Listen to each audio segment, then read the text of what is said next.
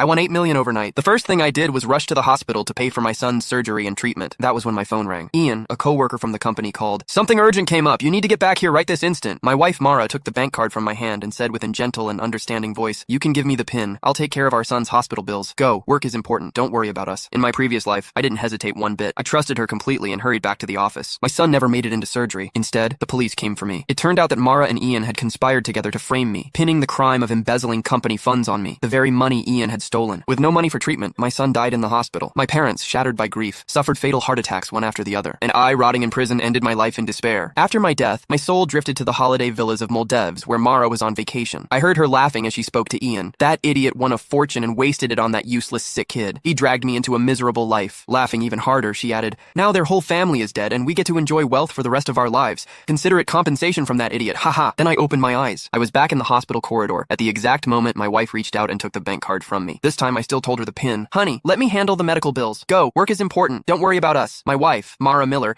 held the bank card with $8 million inside tightly. She might have sounded gentle and understanding, but her eyes were gleaming with triumph and excitement. In my previous life, I had trusted her completely. I did not expect her to take the money needed to save our son, Jaden Lowe, to conspire with my colleague, Ian Staffer, and frame me for embezzling company funds. I was then sentenced to 10 years in jail, and Jaden died in the hospital, receiving no treatment. Even my parents died of heart attacks one after the other. Their bodies were left on the streets with no one to help. When I was given another chance at life, hatred was raging in me. I wanted to tear that vicious woman into pieces with my bare hands. However, that would only land me in jail once more. It was not worth it. I was going to use a different way to make Mara and Ian pay the price. I gripped her wrist tightly and said with a strong hint, thank you for dealing with the hospital. This is the money needed to save Jaden. Don't wire it to the wrong account. After all, in the previous life, Mara did not wire the money to the hospital's bank account, but instead to Ian's other account. Mara's eyes had a pang of uneasiness in them. She said shiftily, don't worry, I won't be that careless. I replied with a smile. All right then. I turned around and my smile instantly vanished. Exiting the hospital, I sneered and called the police. Hi, I would like to report a financial crime. 2 minutes ago, I was scammed out of $8 million.